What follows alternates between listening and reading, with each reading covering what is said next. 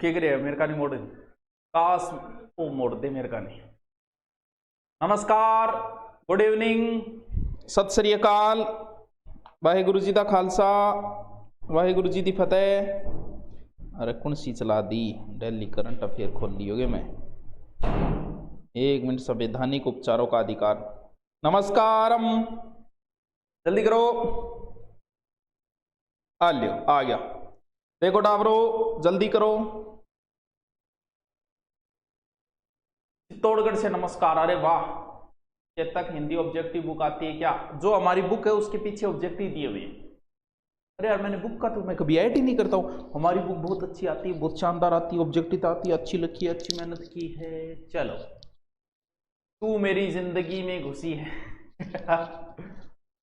Sir, इतने जज्बातों के बाद कहीं कहीं पढ़ने मजबूर हो जाओ। हवा में ताश का महल नहीं बनता, रोने से बिगड़ा मुकद्दर नहीं बनता, दुनिया जीतने का हौसला रख है दोस्त, ए जीत से कोई सिकंदर नहीं बनता, कोई जीत बाकी है कई हार बाकी अभी जिंदगी। ओहो, शहंशाह हो या सिकंदर, काश मैं लौट जाऊं बचपन की उन गलियों में जहां ना कोई जरूरत थी ना कोई जरूरी था। ठीक है, आ जाओ आ जाओ, जल्दी करो भाई, जल्दी करो, फिर मैं चालू करूँ। घोड़ों का तीर्थ स्थल, ठीक है, जल्दी करो। जल्दी ये बताओ, सभी स्वस्थ तो ना कोरोना में? किसी की कोई समस्या तो नहीं है ना?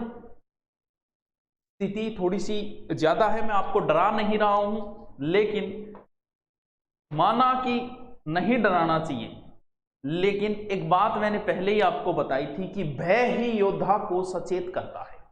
अगर कोरोना का आपके अंदर डर नहीं होगा तो फिर आप सचेत नहीं होगे, इसलिए डरना भी जरूरी है।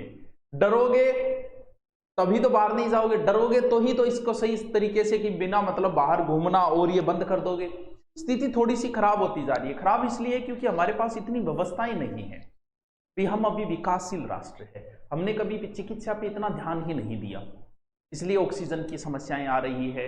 व्यवस्था कर रहे हैं, हम भी कर रहे हैं जितनी होती है हमारे यहाँ। ऑक्सीजन सिलेंडर तो हमने 1-1.5 महीने पहले ही दे दिए थे, या 15-20 से कितना दिया था उस समय, 15 या 20 शायद ऑक्सीजन सिलेंडर हमारी तरफ से गए थे यहाँ हॉस्पिटल के अंदर। व्यवस्थाएं तो करते हैं लोग, आप भी करते हैं। जंगल में आग लगी थी और सारे जानवर तमाशा देख रहे थे, तो हाथी अपने सूंड में से पानी निकाल के वहां फेंक रहा था। तब पास खड़े किसी बंदर ने पूछ लिया, बोले यार तेरे पानी फेंकने से आग बुझ जाएगी क्या? तब हाथी ने कहा था कि जिस दिन इस जंगल का इतिहास लिखा जाएगा उस दिन तुम्हारा नाम तमाशा देखने वालों में और मेरा नाम आग बुझाने वालों में लिखा जाएगा। तो ये आग लगी हुई है देश के अंदर, तो आपसे जितना कुछ हो सकता है, कोई जरूरी नहीं है कि आप कहीं 1 लाख दान दो, नहीं है, कोई बात नहीं। बाहर अगर कोई पशु भी ऐसे ही घूम रहा है, क्योंकि पशुओं की भी समस्याएं आ गई है, क्योंकि जब पूरी तरीके से अब कुत्ते भी बेचारे कहाँ क्या है, पहले तो कुत्ते, अब रोड पे कोई है नहीं तो पशु भी तो भूखे मर रहे हैं, तो उनको भी अगर कुछ देते हो तो भी कोई गलत नहीं है। तो अब आपके ईसा की अद से जब दूर किनारा होता है, तूफान में डूबी कश्ती का एक भगवान सहारा होता है। तो अब आज तो उसी से है, देखते हैं क्या होता है जल्दी जल्दी। हाँ, तो अपने आप को ख्याल रखें, सोशल डिस्टेंसिंग बनाए रखें, क्योंकि जिस दिन इस संक्रमण की चपेट में आ गए तक कोई नहीं आएगा आपके पास में, इसलिए थोड़ा सा दूरी बना के रखिए जितना हो सके। चलो करें शुरू क्या? मुसीबत की घड़ी में कौन किसका साथ देता है, अंधेरे में तो साया भी जुदा हिंसा से रहता है। चलो गुरुजी बहुत हो गया, चालू करो। हाँ, नोट्स इस टॉपिक के बाद ही लिखवा दूं, क्योंकि ये टॉपिक में 2 टॉपिक शुरुआत के दिखाना भूल गया था, इस वजह से। चलो करें शुरू, फिर चलो शुरू करते हैं। Good evening. चलो श्री गणेश करते हैं। हम जो पढ़ चुके हैं टॉपिक कहां तक? 28 तक धार्मिक वाला पढ़ चुके हैं, 25 से 28। आज एक छोटा सा है, उसके बाद में एक बहुत ही इंपॉर्टेंट शुरू होगा आज, संस्कृति और शिक्षा संबंधी अधिकार। शिक्षा संबंधी अधिकार, अनुच्छेद 29 और 30। यानी आपको हमारी, मान लो कोई कल्चर है, हर व्यक्ति की अपनी कल्चर है, हर जाति की अपनी एक कल्चर है, हर जाति में कुछ ना कुछ, माना कि हम सब मान ले कि हम सब हिंदू हैं, लेकिन हिंदुओं में भी अलग अलग लोगों में अलग अलग कल्चर है। कुछ जनजातियों की कल्चर पूर्णतः भिन्न है और हमारी भी कुछ जातियों की कल्चर पूर्णतः भिन्न है। तो हमारी कल्चर बचाए रखने का हमारे ऊपर जिम्मेवारी है, और ये एक तरीके का हमारा अधिकार भी है। 29, 30, 29, 30, 29, 30, 29, 30। चलो देखिए, सबसे पहले बात करते हैं अनुच्छेद 29। 29 कहता है कि अल्पसंख्यक वर्गों के हितों का संरक्षण। प्रत्येक नागरिक अपनी भाषा, जैसे मान लो मेरी कोई अलग भाषा हो, प्रत्येक नागरिक जो है वो अपनी भाषा को है या अपनी संस्कृति से संबंधित जो भी चीजें आए, क्योंकि इस 29 में आएगी सारी भाषा है, लिपि है या संस्कृति है, उसको बचाए रखने का अधिकार है। अनुच्छेद, राजस्थान के आउट में गई खेलने जाऊं क्या अभी 7 और 33। अरे की कौन बढ़िया चीजा में आंकड़ा देख लियो, इन ऊपर बहुत बड़ो भाषण देश का। ऑफलाइन तो बनो ही त्या IPL के ऊपर, लेकिन अब ऑनलाइन में थोड़ा सा बढ़िया कौन लगे, क्योंकि कई बड़ा बड़ा महान क्रिकेटर चोखी भली बेइज्जती करा, तो थोड़ा सा सोशल मीडिया पर बढ़िया कौन लगे। चलो देखिए, वैसे इसे चलो 29 के 29(2) शिक्षण संस्थाओं में प्रवेश के बारे में है। किसी भी नागरिक को जाति या फिर धर्म, लिपि को बनाए रखने का अधिकार है। यानी इस आधार पे किसी को भी प्रवेश से भी वंचित नहीं किया जा सकता, किसी भी स्कूल, शिक्षण संस्था, सरकारी। अब सरकारी में, प्राइवेट में अगर मान लो मैं कह दूं तेरा एडमिशन खोल लूं, तो आगो नहीं थे कार्रवाई खोल लूं भाई। प्राइवेट का एक अलग मैटर होता है। ये बात है सरकारी संस्थाओं जिनके अधीन है, सरकार द्वारा मान्यता प्राप्त है, उनके लिए राहुल रंगा पगे लागले मुनाफा लागले तो देखी जाए। अब अनुच्छेद 30 समझते जाओ। शिक्षण संस्थाओं की स्थापना, शिक्षण संस्थाओं की स्थापना। अल्पसंख्यक वर्ग की भाषा, लिपि, संस्कृति को बचाए रखने के लिए अलग से शिक्षण संस्थाओं स्थापित करने या संचालित करने का अधिकार है। UPPCS 1997 में ये प्रश्न। बस 29-30, बस 29-30। एक में बचाना की है, दूसरे में शिक्षण संस्था की बात है, नॉर्मल सी है भाई, एकदम इजी है। 29-30 बहुत कम प्रश्न पूछा जाता है यहां से, ज्यादातर तो अनुच्छेद 17 वगैरह ये ज्यादा पूछे जाते हैं। लो अब हम लास्ट पढ़ते हैं, जो कि अति अति अति महत्वपूर्ण, वेरी वेरी वेरी इंपॉर्टेंट है। चलो पढ़ते हैं, फिर करें शुरू। नेक्स्ट है संवैधानिक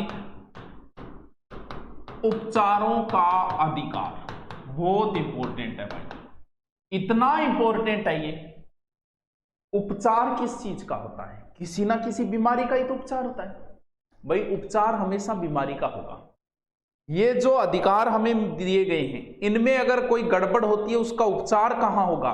गारंटी कौन लेता है? मान लो मेरे साथ किसी ने छुआछूत की, तो इस चीज की गारंटी कौन ले रहा है कि आपके साथ छुआछूत नहीं होगी? मान लो आप कोई दुकान पे सामान लेने के लिए गए, मान लो घड़ी लाने के लिए गई, कहा कि हम गारंटी लेते हैं। कौन ले रहा है इस घड़ी की गारंटी? इसका कंपनी का मालिक ले रहा है गारंटी। ये गारंटी है, और गारंटी मैन होती है, ना कि घड़ी मैन है, गारंटी मैन है। यही तो संवैधानिक उपचारों का अधिकार अनुच्छेद 32 इतना इंपॉर्टेंट है कि डॉक्टर भीमराव अंबेडकर ने इसे संविधान की आत्मा कहा। वैसे संविधान की आत्मा प्रस्तावना को बोला जाता है, लेकिन यह पूछ ले कि डॉक्टर भीमराव अंबेडकर ने किसे संविधान की आत्मा कहा है, तो वो इसको कहा है, इस गारंटेड को कहा है, इस उपचार को कहा है उन्होंने। और यानी इसे हम कह सकते हैं हृदय का, इसका संरक्षक का। इसका पुराने टाइम में हृदय को ज्यादा महत्व, आजकल फेफड़ा को ज्यादा महत्व हो गया। पुराने टाइम में सारा हृदय, दिल टूट गयो, बोर दिल्ली सब कुछ होया करतो, लेकिन अब बेरो चाले कि भाई एक लो दिल्ली सो क्यों को नहीं हुआ, फेफड़ा की भी बहुत जरूरत है, बित्ती जरूरत है फेफड़ा की भी। तो इन हृदय का इसका आपा होना रंग की एक राह। चलो, राजस्थान के कोहिनूर हीरा हो, बच्चों को आखिरी उम्मीद हो। आखिरी उम्मीद क्या? और भी आएंगे बहारों की कलियां चुनने वाले, तुमसे बेहतर पढ़ने वाले, हमसे बेहतर पढ़ाने वाले, और भी बहुत अच्छे अच्छे आएंगे, आते जाएंगे। लेकिन वो वही बात है, आपको अच्छे लगने लगे तो अच्छे हो गए, नहीं लगते तो नहीं लगते। हर टीचर के अपने फैन होते हैं, तो उनको 5-10 अपना भी है। चलो ठीक है। संवैधानिक उपचारों का अधिकार, अनुच्छेद 32, डॉक्टर भीमराव अंबेडकर ने इसे संविधान की आत्मा कहा है। संविधान की आत्मा कहा है, वेरी अब किए गुरुजी मां के लोचो है। देखो, अगर आपके मूल अधिकार का उल्लंघन हुआ, मान लो आपसे किसी ने छुआछूत की, मूल अधिकार का अगर आपके उल्लंघन हुआ, तो अनुच्छेद 226 के तहत हाईकोर्ट न्यायालय जा सकते हो। यानी आप कोर्ट में देख, अपनी रक्षा कौन कर रहे हो? कोर्ट कर रहे हो। हर कोई डर रहे हो, क्यों है? कोर्ट उड़ रहे है। पुलिस से नहीं डर रहा कोई, कोर्ट से डर रहे हैं लोग। क्यों? क्योंकि हमारा संरक्षक जो है वो कोर्ट है। तो यहां पर इसके तहत आप कोर्ट, अब सुनो, कभी नाम सुना है आपने जनहित याचिका? जनहित याचिका बताओ क्या चीज है? जनहित याचिका क्या? गुरु जंबेश्वर की जय। जय हो जंबेश्वर महाराज की जय हो। सर आपकी भारत का भूगोल शुरू। हाँ, भारत का भूगोल आएगा ना, मेरी क्लास आ रही है, उनकी भी आएगी। जब मेरा गैप आएगा उस दिन उनकी क्लास आएगी। बिल्कुल, भारत की भूगोल हम शुरू करें, आपको करवाएंगे पूरी। और आपको तो अलग घंटा लगा दो। सर आपकी क्लास छूट गई, मैं बहुत रोई। और मतलब देश तो क्या बात है, विश्व गुरु बनने ही वाला है, लोग क्लास के लिए रो रहे हैं यहाँ। है क्या गजब, मंदी भारत रत्न। चलो, हाँ जी, अरे बताइए क्या है जनहित याचिका? Tell me what is the janhit yachika? English में क्या बोले? हाँ ठीक है। कागा चुन चुन खोइया सारे तन का मांस, दो नैन मत खोइए मोहे गुरु मिलन की आस। अरे क्या बात है, कबीर जी का है तो शायद ये दोहा। हाँ हाँ, बताइए बताइए जल्दी बताइए। ऐसा ही में आएगा क्या? क्या बात कर रहा है, बहुत इंपॉर्टेंट टॉपिक है तो जल्दी बताइए फिर मैं करूं। अब जरूरी थोड़ी है कि हर आदमी के पास पैसा हो। कई बार अखबार में ऐसी न्यूज छपती है कि देखिए यहां लोगों के साथ क्या हो रहा है, यहां इनके अधिकार तक नहीं मिले हुए। उस आधार पर भी कोर्ट कार्रवाई कर सकता है। भी ऐसा हो क्या? जरूरी नहीं है कि कोई व्यक्ति कोर्ट में जाए, रिट लगाए। किसी संज्ञान के आधार पे, जनहित याचिका के आधार पे भी कोर्ट इस बात पे कर सकता है कि देखिए यहां तो मूल अधिकारों का हनन हो रहा है। तो वही है दोस्त जनहित याचिका, यानी किसी समाचार पत्र में स्वतः संज्ञान कार्रवाई। इसमें विवादों का समाधान नहीं है, जनहित याचिका में अधिकारों की रक्षा करती है ये। अब बात आती है कि अगर आपके अधिकारों का हनन हुआ है तो सुप्रीम कोर्ट कितने प्रकार के कार्रवाई करता है? तो वो करता है 5 प्रकार की कार्रवाई, और बड़े ही इंपॉर्टेंट है, इनको एक एक को हम बड़े अच्छे डिटेल से समझते हैं। यानी संवैधानिक उपचारों के अधिकार के तहत, यानी अनुच्छेद 32(2) के तहत सुप्रीम कोर्ट 5 प्रकार की रिट जारी करता है। रीट लिख दियो, और रीट ही रीट दिमाग में रहे। पंखा बंद करो, रहा है पंखा बंद करो, पंखा बंद कर दो। रिट है, रीट को नहीं है, RWT रीट को नहीं है, रिट है। हाँ, क्योंकि अब रीट रीट दिखा, उसकी दिखा ही को नहीं। सर कुछ कहना चाहिए तो जज्बातों को देखिए, 5 प्रकार की रिट जारी करता है। अब हम इनको अलग अलग प्रकार से, यानी जब आपके अधिकारों का हनन होगा तो 5 प्रकार के ऑपरेशन किए जाएंगे। किसके द्वारा? कोर्ट के द्वारा। अब देखिए वो 5 प्रकार के ऑपरेशन कौन कौन से है। 31 तो वो संपत्ति वाला था तो वो हटा दिया। चलो देखिए, सबसे पहली रिट है बंदी, यानी बंदे के घरारी वे बंदी, या थारी कोई बंदी है नहीं, बंदी होगी। बंदी को करना है प्रत्यक्षीकरण। सर इंग्लिश बताओ हमें, यहां इंग्लिश की भी जरूरत पड़ती है। Habeas corpus.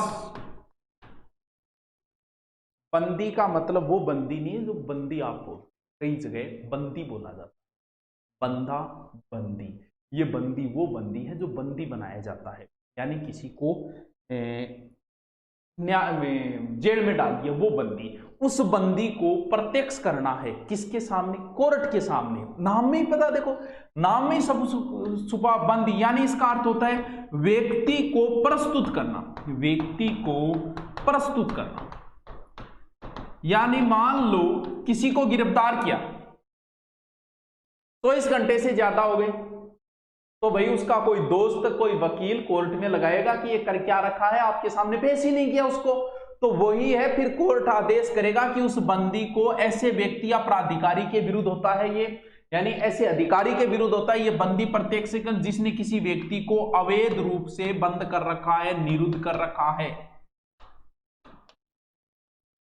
नाम से पता चल रहा है, बंदी को प्रत्यक्ष करो, तो बंदी बना रखा है उसको हमारे सामने पेश करो, हम पूछेंगे क्या मामला है, आपको 24 घंटे रख लिया, अब हम करेंगे उसके ऊपर कि 6 महीने रखना है, 12 महीने रखना है, क्या है, तो वही है बंदी प्रत्यक्ष। आराम से याद रह जाएगा, कोई टेंशन नहीं, इसमें ज्यादा सोचा विचारी करने की जरूरत नहीं। आगे चलो, चलो आगे चलिए, देखिए नंबर 2, परमादेश, मैंडेमस। आदेश के ऊपर जो आदेश होता है वही परमादेश है। अरे इन शब्दों के अर्थ में सब कुछ छुपा है। आदेश के ऊपर आदेश। एक चीज बताओ, आपके घर में मैन है आपके पिताजी, हो सकता है आपके दादाजी जिंदा होंगे तो आपके दादाजी मैन है, आपके दादाजी को लास्ट, आपके दादाजी सुप्रीम कोर्ट है, आपके पिताजी हाई कोर्ट है, आप भी जिला के अंदर ही आते हो, ठीक है। जिस दिन आपके दादाजी को 100 वर्ष पूर्ण हो जाएंगे उस दिन आपके पिताजी सुप्रीम कोर्ट बन जाएंगे और आप उस समय हाई कोर्ट बन जाओ, ठीक है। अब आप बताओ दादाजी को ऑर्डर कौन देगा? वो तो सुप्रीम कोर्ट है, दादाजी ही, यानी आपके पिताजी आपके दादाजी को ऑर्डर नहीं दे सकते। ऑर्डर हमेशा बड़ा व्यक्ति छोटे को देगा, आदेश हमेशा बड़े वाला छोटे वाले को देगा। परम आदेश यानी तकड़ो आदेश, यानी हम आदेश देते हैं, इसका अर्थ हुआ कि हम आदेश देते हैं, यानी बड़ा न्यायालय छोटे न्यायालय को आदेश देगा, बड़ा जो है वो छोटे को आदेश देगा, परम आदेश का। अब देखो ये जो जारी की जाती है ये न्यायालय द्वारा किसी व्यक्ति या फिर अधिकारी के विरुद्ध भी हो सकती है, किसी व्यक्ति या फिर अधिकारी या अधीनस्थ न्यायालय, सरकार या फिर निगम को अवैध कार्य करने से रोकती है। यानी हम आदेश दे रहे हैं ना, समझे क्या बात को? यानी हमेशा बड़े वाला छोटे वाले को आदेश देगा। इंजेक्शन रीट है क्या? इंजेक्शन रीट कौन सी आ गई? हाँ, ये जो परमादेश है वो ऐसे अधिकारी के लिए की जाती है कि जो सार्वजनिक नियमों का, सार्वजनिक कर्तव्यों का पालन नहीं कर रहा हो, यानी जो सार्वजनिक कर्तव्यों का पालन नहीं कर रहा हो, इनकार कर रहा हो, उसके विरुद्ध की जाती है। लेकिन ध्यान रहे ये कभी भी राष्ट्रपति या राज्यपाल के विरुद्ध नहीं होती, राष्ट्रपति प्लस राज्यपाल के विरुद्ध नहीं होती। मान लो शिक्षा के अधिकार के तहत आपको जाति वगैरह से विभेद नहीं किया जा सकता। जाति का मान लो कोई किसी स्कूल में आप एडमिशन कराने जाओ और वहां का एचएम साहब ये कह दे कि नहीं नहीं नहीं तेरी आ जाती है, ना ना ही जाती है ना, तुम्हें एडमिशन ही खोल लिया, तो ऐसा नहीं कर सकता। फिर बड़ा अधिकारी से कहेगा कि हम आदेश दे रहे, ये हो गया परमादेश। प्राइवेट के विरुद्ध नहीं कर सकते, ध्यान रहे। मैं एक अध्यापक हूँ, आपसे पढ़ने का अलग ही अनुभव है। Thank you thank you. Kabir बिन मांगे मोती मिले, मांगे मिले न भीख, मरना भला है तो रोचा, मांगण से मरना भला, जे कोई मांगण जाए उससे पहले वो मरा जो हुत नट जाए। समझे? कबीर जी का मना भी दुआ बहुत ऑलरेडी। चल कौन कौन सी बताई? बंदी को प्रत्यक्ष लाओ, हम आदेश देते हैं, परमादेश, बड़ा अधिकारी, बड़ा कोर्ट या कोई। तीसरा प्रतिषेध, प्रतिषेध जिसे इंग्लिश में बोलते हैं प्रोहाइबिटेशन, यानी प्रतिषेध का अर्थ होता है, प्रतिशोध नहीं है ये, प्रतिषेध है। प्रतिशोध होता है बदला, ये प्रतिषेध है। प्रतिषेध का अर्थ होता है मना करना। मना कौन कर सकता है भाई? मना भी हमेशा बडोड़ो कर सके, छोटियन छोटियो बडोड़े कदी मना कौन कर सके? यानी बड़ा न्यायालय छोटे न्यायालय को ही मना कर सकते हैं। छोटे न्यायालय कह दोगे थे थार पिताजी ने कह दो आगे पिताजी मोबाइल ना चलाओ थार पिताजी थान कह इसके थोड़ा पूरे दिन मोबाइल के लागे और करे किए तुम बंद करा। तो बड़ा यानी मना ही हमेशा जो है वो बड़ा करेगा, यानी वरिष्ठ न्यायालय द्वारा अधीनस्थ या अर्ध न्यायिक विरुद्ध ये रिट नहीं ये रिट जो है वो उसी स्थिति में जारी होगी जब कार्रवाई किसी न्यायालय या अधिकार क्षेत्र से बाहर वगैरह तभी जारी होती है। ये प्रतिषेध तभी मना ही की जाती है। समझ गया ये बात नहीं, ये चीज मना ही है, ये भी बड़ा न्यायालय छोटे न्यायालय को करता है। ये कह रहा हो, एक मिनट कमेंट पढ़ ली, ये कहना सारे ट्रैप में क्लास क्यों नहीं आ रही? कल आएगी, 2 दिनों से थोड़ा बिजी थी। बिजी थी नहीं बिजी थो, हम कुछ ना कह सके उनसे, इतने जज्बातों के बाद हम अजनबी के अजनबी रहे, इतनी मुलाकातों के बाद। अरे पढ़ना एड़ा हो, शायरी सुना एड़ा हो, हैं ठीक है, बढ़ाई तो थी घनी करो।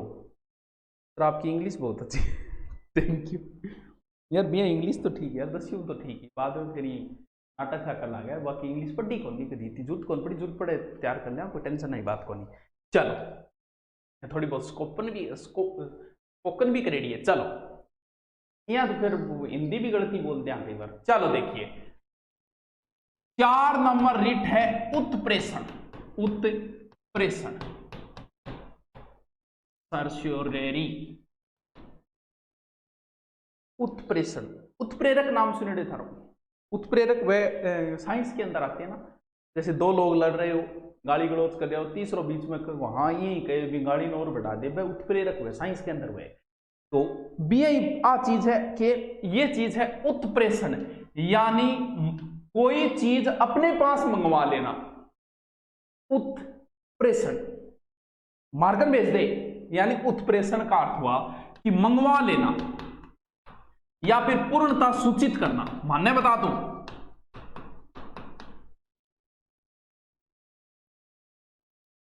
ऊपर मंगवा ले कि छोटियों बडोड़े को कोई चीज मंगवा सकेगी ना गुरु जी, छोटियों बडोड़े को बडोड़े छोटियों को मंगवाओ, यानी ऊपर वाला न्यायालय छोटे वाले न्यायालय से कुछ मंगवाएगा। यानी उत्प्रेषण के अंदर क्या होता है, ये अधीनस्थ न्यायालयों से मंगवाया जाता है। यानी आपके अधीन जो ये मामला है ये हमारे पास भेजिए। सर क्यों भेजिए? इसके पीछे कारण होता है कि भी आपके पास ये जो मामला आया हुआ है, मान लो कि कोई पढ़ाने से संबंधित मामला आ गया कोई, तो ये न्यायालय जो है ऊपर वाला न्यायालय नीचे वाले से कहेगा कि भाई साहब हमारे पास भेजिए मामला। कारण देखो इसका क्या है, देखो समझो कि कोई न्यायालय अपने पास किसी मामले को क्यों मंगवाएगा, इसके पीछे देखो कारण है। या तो उस न्यायालय के पास पूर्णतः अधिकारी न हो, या फिर काम ज्यादा हो सकता है न्यायालयों में काम, यानी या तो अधिकारी नहीं हो, यानी अधिकारी का अभाव हो, या फिर काम ज्यादा हो आदि के हो, या फिर न्याय सही नहीं किया। मान लो कई बार को नहीं होगी, थप्पड़ मारना है मेरे कोर्ट फांसी दे दे, दुश्मनी है पर्सनली, अब थप्पड़ मारना है हमको फांसी की सजा थोड़ी दे जी, भाई बात है, ककड़ी चोर को फांसी की सजा थोड़ी होगी। तो अगर ऐसा कोई मामला अगर वो कि फैसला सुनाए, उन्हें भेजो, मेरे को भेजो ऊपर दो न्यायालय, यानी अगर न्याय सही नहीं हुआ है, यानी नैसर्गिक न्याय का उल्लंघन, या फिर कोई निर्णय सुनाने में आपने गलती कर दी, यानी छोटे वाला न्यायालय अगर निर्णय सुनाने में गलती कर दे, तो भी ये ध्यान रहे प्रतिषेध और उत्प्रेषण दोनों जो है वो अधीनस्थ न्यायालयों को ऊपरी वाला न्यायालय करता है। यानी ये दोनों चीजें जो है जारी करता है वो, समझ गए बात को, ऊपर वाला न्यायालय नीचे वाले न्यायालयों के लिए, यानी अधीनस्थ न्यायालय के विरुद्ध जारी किए जाते हैं ये दोनों के दोनों। अब एक चीज और बताऊं आपको, देखो प्रतिषेध, प्रतिषेध प्रतिषेध का अर्थ होता है मनाही यानी रोकने, और दूसरा है उत्प्रेषण। देखो सर स्टे नाम सुने रहोगे, स्टे है, स्टे कौन सा है, बताओ स्टे कौन सा है, 1 नंबर या 2 नंबर, सीधा लिख दो 1 नंबर या 2 नंबर, बताओ स्टे कौन सा है इसमें। क्या नहीं मैं स्टे लिया हो, वो स्टे किए, हाँ बीमा वाला क्या, हाँ वो करवा देंगे वो गुरुजी, उनकी कोई शादी वगैरह हो गई इस वजह से आजकल 2-3 टीचर छुट्टी पे कि शादियों का सीजन है, वो हम करवा दे। बताना इसमें स्टे कौन सा है?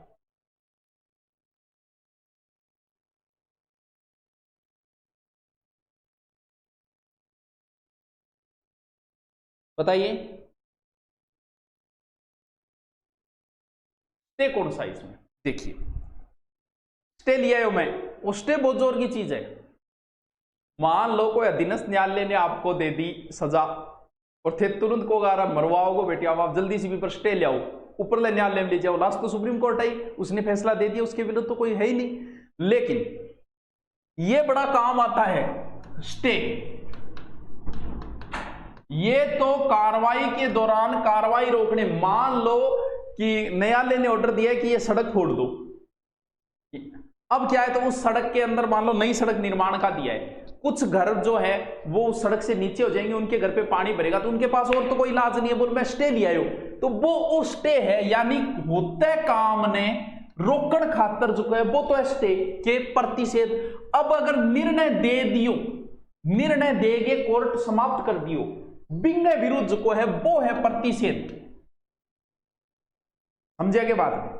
ये तो किसी काम को हो रहा है उसको रोकने के लिए, ये अगर कोर्ट ने आदेश दे दिया उसके विरुद्ध कार्रवाई एक तरीके की मानव भेदभाव के मामलों है। समझिए बात ने, दोनों चीजों में थोड़ा सा अंतर है। लास्ट और 5वीं बताइए भाई साहब आपने कैसे किया? अधिकार परीक्षा, अधिकार परीक्षा क्यों वारंटो, अधिकार क्या है आपके पास, यानी नाम में ही पता चल रहा है अधिकार क्या है। मान लो पटवारी जी स्कूल चेक करन उड़ गया, अब मैं मास्टर जी चले आ जा मान लो कोर्ट में, तो कोर्ट कह को पटवारी जी थे आप बताओ कि स्कूल चेक करन कौन से अधिकार के तहत दिया था, अधिकार दियो कौन दिया। अब मान लो थे बस के अंदर बैठे और पुलिस आरो आगे कह दिया टिकट दिखा, तो फिर आप जा सकते हो कि भाई साहब कोर्ट इनसे पूछ सकता है कि आप ये बताइए आपको टिकट चेक करने का अधिकार दिया किसने, ये पावर आपके पास आई कहां से। कई बार ऐसे कार्य कर देता है अधिकारी जो बाद में समस्याएं पैदा हो जाती है, वही अधिकार परीक्षा है कि आपने किस अधिकार के तहत किया, ये है अधिकार परीक्षा। यानी ऐसे व्यक्ति के विरुद्ध जो लोक पद का अवैध रूप से कर रहा हो। कई बार क्या होता है कोई व्यक्ति नौकरी कर रहा है, जैसे फौज में नौकरी कर रहा है, बहुत सारे ऐसे कर लेते हैं, और इधर बीए कर रहे हैं वो रेगुलर, इधर फौज की नौकरी कर रहे हैं, इधर बीए रेगुलर कर रहे हैं, यानी आके फॉर्म भरना है, पेपर दे दिया, मान लो किसी प्राइवेट स्कूल से कर रहे हैं वो। अब क्या होता है किसी न किसी दोस्त को तो पता होता है इस चीज का, अब यहां से बाद में मान लो यहाँ बीए की अच्छी नौकरी लग गया, मान लो फौज की कर रहा था वो, यहां से बीए कर ली उसने बराबर में रेगुलर, और उसके बाद में वो ऐसा ही बन गया, 20 साल तक करता रहा। उसके दोस्त को पता था, एक दिन दोस्त के साथ बिगड़ी, उसने कार्रवाई कर दी, बोले ये जब फौज की नौकरी कर रहा था इधर रेगुलर बीए कर रहा था। भाई साहब तुरंत आदेश आएगा कोर्ट का, आप ये बताइए जब आपने फौज की नौकरी भी वहां कर ली या रेगुलर बीए भी कर ली, कैसे होता है हमें भी समझाइए। तब आपने जो 20 साल नौकरी की है सरकार ब्याज सहित रुपया लेकर मांग आ देगी, चालो आ जाओ। यानी किसी लोक पद को अवैध रूप से कोई जारी कर सकता है इसको, यानी ये जो पद आपने ले रखा है वो कैसे ले रखा है भाई ये बताइए। इस रिट का आवेदन कोई व्यक्ति कर सकता है, किसी के भी खिलाफ कर सकता है। समझे क्या बात को? अधिकार पर गुरुजी समझ गया। एलओ जी अनुच्छेद 32 5 प्रकार की रिट जारी करता है। 5 प्रकार की रिटा मैं थाने बता दी, नॉर्मल है एकदम, लेकिन बहुत इंपॉर्टेंट है, बहुत इंपॉर्टेंट है, वेरी वेरी इंपॉर्टेंट है। बंदी को प्रत्यक्ष लाओ, बंदी प्रत्यक्षीकरण, हम आदेश देते हैं परमादेश, प्रतिषेध मना ही कर रहे हैं, उत्प्रेषण ऊपर भेजो, और उत्प्रेषण अधिकार परीक्षा यानी किस अधिकार के तहत आपने ये कार्य किया। अब बताइए कहां क्या समस्या आ रही है। अब अनुच्छेद 34, अनुच्छेद 34 ये तब लागू होता है जब सेना की विधि लागू हो। सेना यानी मान लो कि सैनिक शासन लगा हो, तब आपके अधिकार, मान लो सैनिक शासन लगा और फौजी कोई कर्फ्यू लागे डर कोई 12 फिर तो फौजी पकड़े 2-4 बेल दे, तो ये मतलब वो कोई कोर्ट में थे उड़ जाओगा। क्यों? क्योंकि उस समय अलग रूल होते हैं, उस समय आपके अधिकार काम नहीं करते। तो वो होता है अनुच्छेद 34 के तहत आप इसको चुनौती नहीं दे सके, मेरा का अधिकार था घूमने का, नहीं भाई कर्फ्यू लगा था, तेरा अधिकार समाप्त हो गया था। अनुच्छेद 35 इसमें लिखा है कि संसद जो है वो विधि बनाने की शक्ति है। विधि बनाने की शक्ति यानी इन अधिकारों से संबंधित कोई कानून बना सकता है, वो सिर्फ संसद बना सकती है, विधानमंडल नहीं बना सकता। आले अब बताओ मेरी बीबी रूस गई सर, इसको समझाते रितु, मेरी बीबी रूस गई सर, इसको समझाओ रितु, मेरी ये समझाऊं।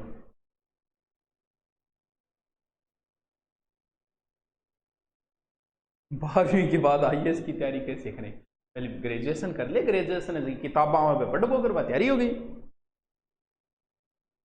चलो